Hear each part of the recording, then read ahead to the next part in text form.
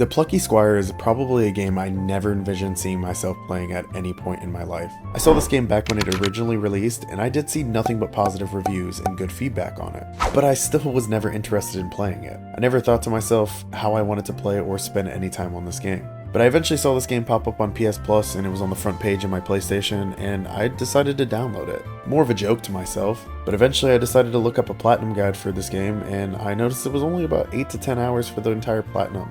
And I thought to myself, maybe this game will be fun. Maybe I'll enjoy it and make an enjoyable video out of it. So I booted up the game and decided to just full send it all the way into this cute little story. My name is Mitch, and welcome to GamerRN. So sit back, relax, grab a snack, and let's jump into my platinum review of the Plucky Squire. Now real quick, if you have no idea what this game is or what it is about, let me give you some background information on the game.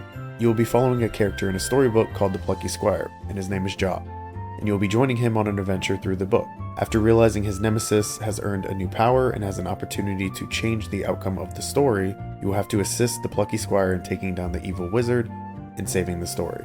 Now before jumping into the platinum, I opted to look up a guide for the game. I found a guide on PowerPix and it came with a collectible guide also. Because there was actually multiple warnings about not missing any collectibles or you will end up having to restart and completely replay through the entire game. I also read on the guide that the game was having issues with replaying chapters, so any of the collectibles I missed, I was also informed that they would not save on chapter replay. So this really did mean I needed to do all of this in one playthrough, or this 8-hour playthrough would turn into a 16-hour playthrough because I would have to completely redo it. But anyways, let's jump into it. Starting off the journey and learning who the Plucky Squire is, you will be also introduced to Moonbeard. Moonbeard the wizard will be sending the Plucky Squire on a quest to get some honey from Benny B. Now, this is where you will be introduced to the game's mechanics. After meeting up with Benny B, you will be introduced to a minigame within this game. And there are a lot of them. But this first one was basically the Plucky Squire going up against an extremely jacked honey badger, but after knocking him out and managing to win the fight, I got the first trophy of the game, Powerful Puncher. And with that one, we're locked into the platinum. Now, after earning the beeswax that Benny B gave us for Moonbeard, there was a weird lightning strike, which was probably nothing more than our arch nemesis Humpgrump. So we decided to head back for Moonbeard, who explained to us that this was not a good thing and that he was up to no good, and it was now up to us to go stop him. After heading out on the quest, I was able to meet up with two of my friends, Violet the Wizard Apprentice and Thrash the Drummer. But right before this, I managed to collect 2 more trophies, the Joy of Art for collecting my first Arch Scroll, and Cute Little Glitchbird for finding my first Glitchbird. Continuing the story into chapter 2, I managed to fight Humpgrump, and he managed to throw me outside of the storybook. This is when everything changed, realizing that everything was just a story inside of a book. We now had access to the 3D world. So the first thing I did when I made it to the desk was jump off and got the trophy Optimistic Explorer. After this, I managed to work my way back into the book and continued the Plucky Squire adventure, and made it to Sonnet Swamps. This was of course after learning how to maneuver the book with Moonbeard's help, which honestly I have to say is a fantastic piece of this game and made it way more enjoyable being able to do that. But back to Sonnet Swamps. During this chapter I managed to collect all the art scrolls and glitchbirds, but the most important thing was I managed to collect 3 trophies. Huge Frog, Perfect Fish Grab, Huge Bridge. Speeding through chapter 5, and after we managed to meet the Queen of the Land, we are now heading up the mountain with Thrash in chapter 6. Sorry, not much happened in chapter 5, so that's kind of why I just skipped through it. You just go into the big city of Artia and you do like one little job, jump out of the book, and that's about it.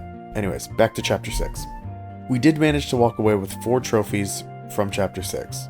The first one being Cheese Mushrooms, Star Walker, Metal Warrior, Cheese Pillar. Nothing too crazy happened in chapter 6 other than getting into a fight with a giant mega eagle and winning, and then taking down a giant buzzsaw machine. But this is when we realized that Humpgrump had a bigger plan since we noticed he was hauling off all of the ore from the mountain off to an unknown location. So Thrash and the Plucky Squire headed off towards Boogie Beach, where they did end up managing to take down Humpgrump's train, but then they realized that there was a giant machine that was sending tanks back towards Artia, and they needed to head back quickly. So during chapter 8, I did manage to pick up a trophy, Mighty Witch, for defeating the mage that was blocking the entrance to the castle. But unfortunately at the end of the chapter, the Mojam crew was defeated and Moonbeard was slain, and Humpgrump was successful in changing the outcome of the book. And this is when everything changed. Now into chapter 9, it was up to Pip the Mouse to break the crew out of prison. After breaking the Plucky Squire out of the prison, we were going to need to gather our items from the 3D world to make it out of the prison, and face off against Humpgrump again. During this chapter, I did walk away with 2 more trophies before the end, the first being Bust Buster for destroying Humpgrump's bust, the second being Art Collector, for collecting all of the art scrolls within the game. Coming to the end of the adventure, it was now time to face off against Humpgrump and taking him down in the 3D world, and managing to defeat him, we got the trophy, Triumphant Squire. With that, we were now on the final chapter, and it's mostly just a bunch of cutscenes and talking between all the characters to talk about how the adventure went, and we managed to walk away with 2 more trophies. The first being Adventure Complete, and the second being Story Complete. Both of these were related to finishing the story in Adventure mode. Now that I finished the game, all that was left was to go back and clean up 3 trophies that I had missed until I would have the platinum. One thing I didn't mention earlier in the video was I actually missed a single glitch bird in the story.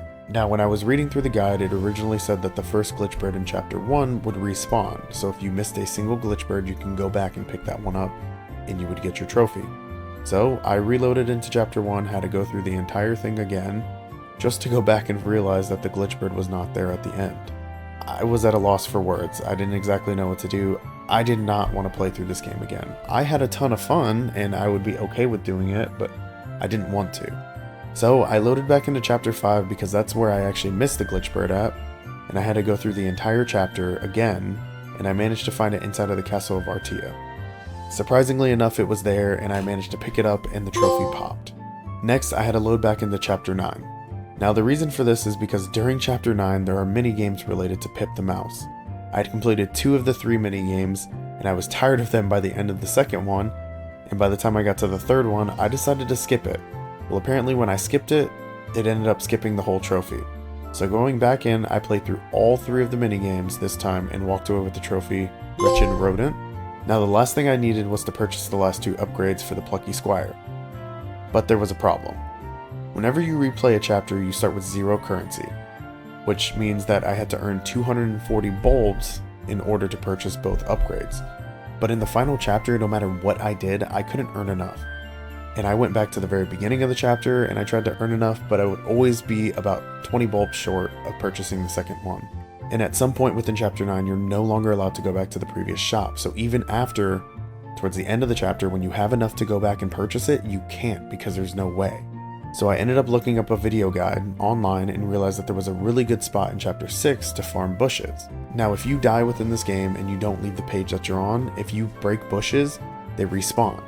So that means you can continue to farm them. So after finding a big rat with about 10 bushes on a screen, I ended up farming this for about 20 minutes, and when I finally had enough and over 240 bulbs, I managed to go back to a previous shop and I purchased the last 2 upgrades that Jot needed and got the trophy Powerful Jot. And with that final one came the platinum. Get all trophies, and we were finally done. Now look, I know this game was super short and I know this video is going to be super short, but I don't care. I mean, it was only 11 hours in total for me to complete it, and I think I finished the story in about 9, and if I wouldn't have missed anything, that means I would have been done with this entire platinum in 9 hours. I think I completed it over like a 3 or 4 day span, which for me, having a kid and having a life and work is not bad.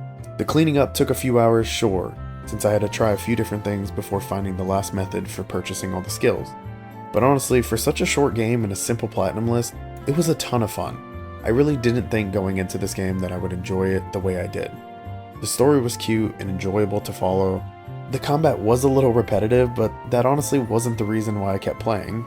The concept of jumping in and out of the book and to manipulate it was super fun, and funny to see how the characters in the game would react to certain events happening when you would do something different on the 3D world, and how it affected them was extremely hilarious. I definitely think this game is worth playing, and especially going for the platinum on it. Anyways, that was my platinum review of the Plucky Squire. If you enjoyed the video, feel free to hit the like button and subscribe. Comment any games or series of games you want to see me 100% or platinum. Thanks for watching. I'll see you in the next one.